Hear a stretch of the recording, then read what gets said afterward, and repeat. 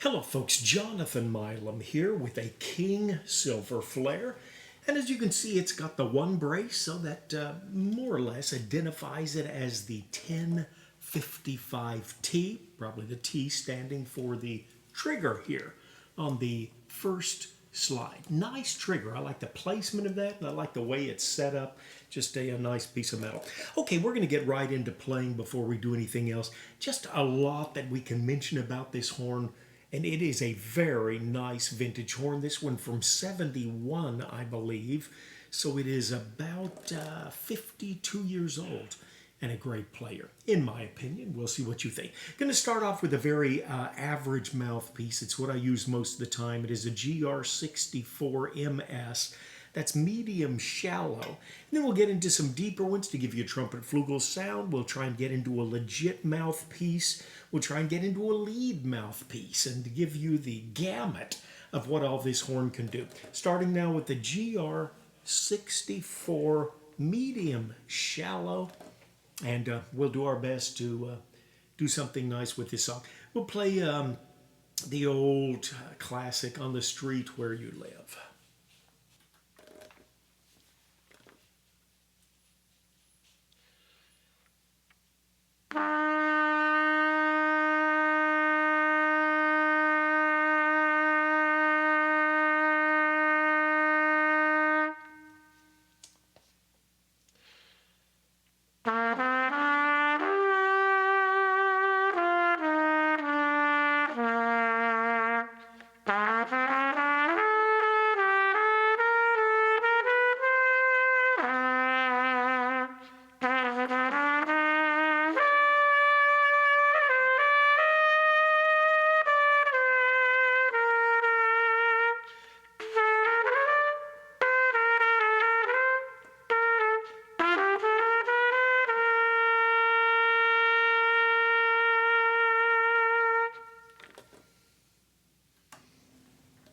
Okay, we'll talk some more about some of the details of this horn in just a moment. We'll move now to a good example of trumpet flugel. If you're in an intimate atmosphere and need a flugel-like sound, take some of the high overtones off, make it a little more comfortable in a smaller setting. This Reeves C2J mouthpiece would certainly do a great job. And we'll try and play the old song, The Look of Love.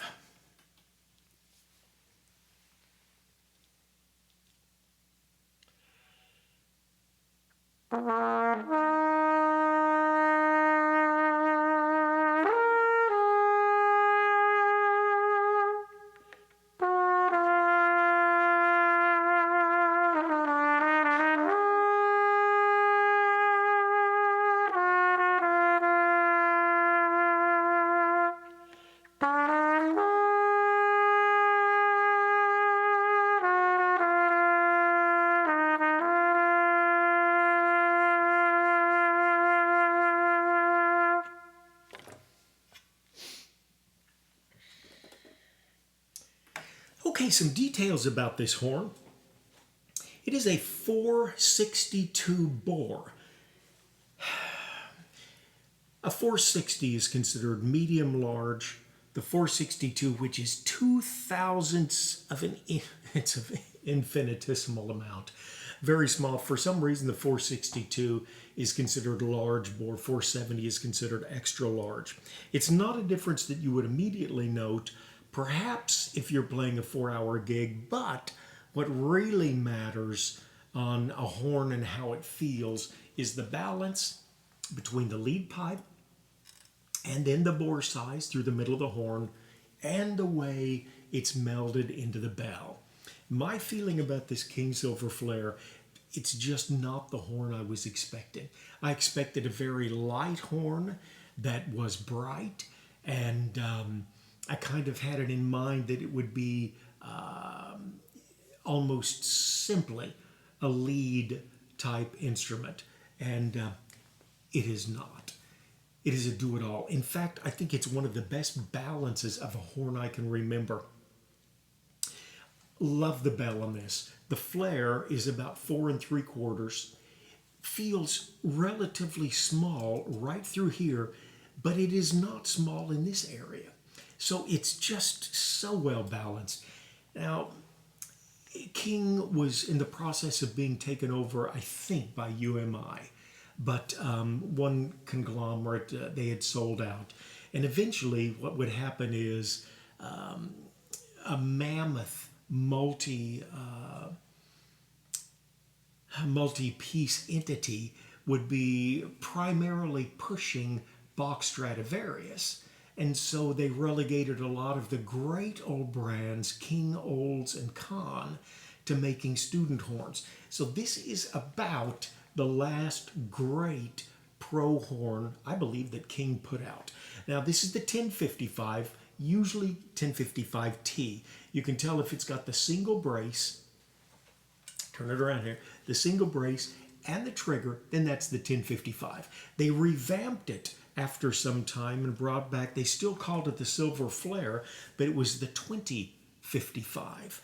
And it does not usually share the same acclaim that this Silver Flair does. Okay, so we mentioned it is a 462 bore.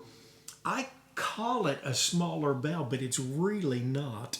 But it is such an easy horn to fill.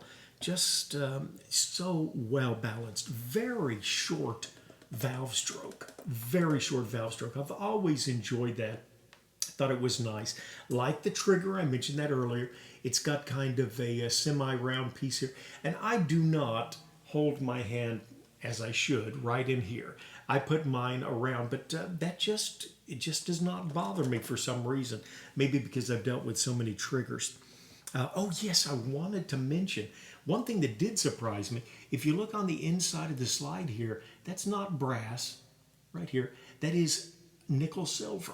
And nickel silver gives a little more liveliness, punch to the sound. I don't want to call it brightness, but a little more zip for sure. One of the best Strads that I've had is the Bach commercial. It's the recent one with the copper bell. I really like that horn.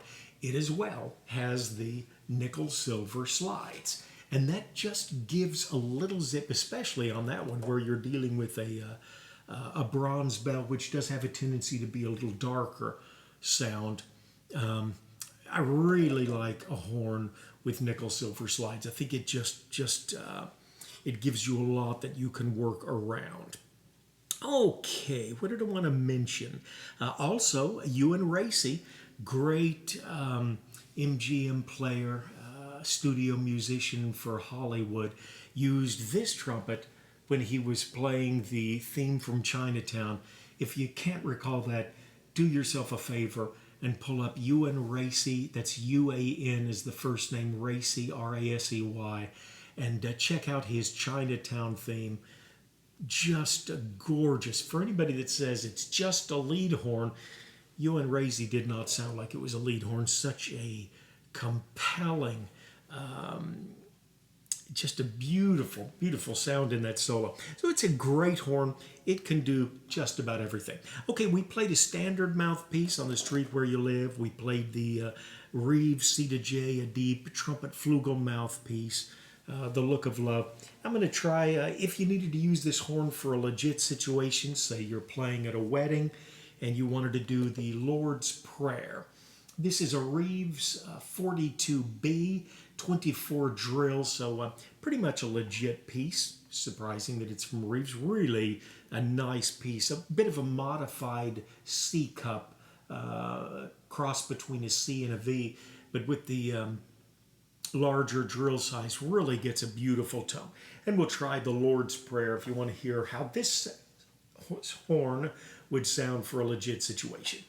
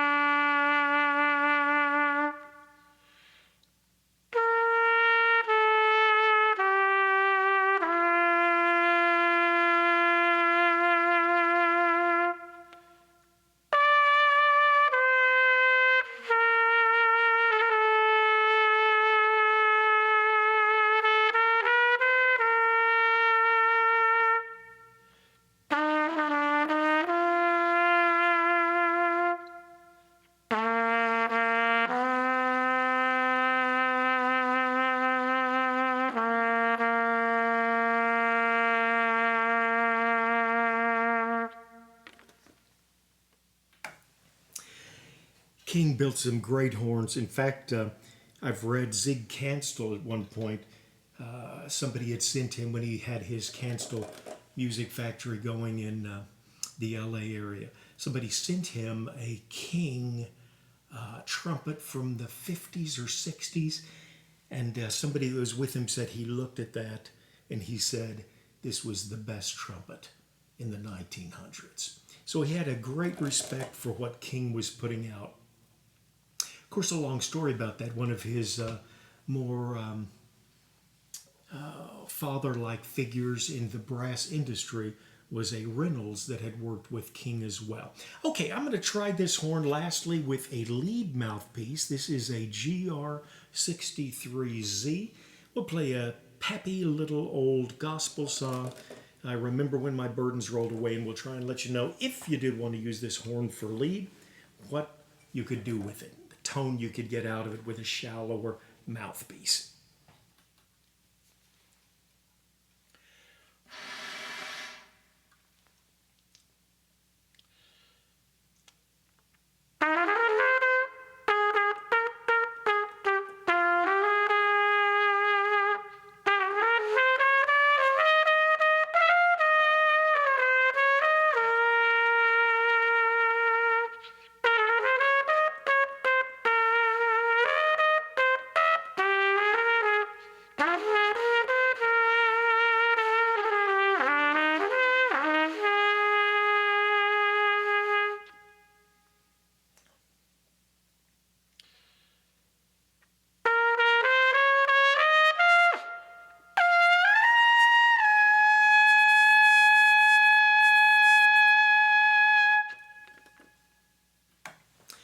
All right, the King Silver Flair 1055T. I am impressed. Hope you are. Vintage horns are so unusual. Many of them I like for their age, their craftsmanship, but some of them are really hard to integrate into a do-it-all horn. This King 1055T, it's just a fantastic horn. If you've had experience with it, in fact, it's surprising. Two of my better trumpet friends played one in high school and I remember it fondly. If you are one of those lucky ones, feel free to leave a comment. Always great to hear and to learn more things about horns. Take care of yourselves in these very unique times and someone near you.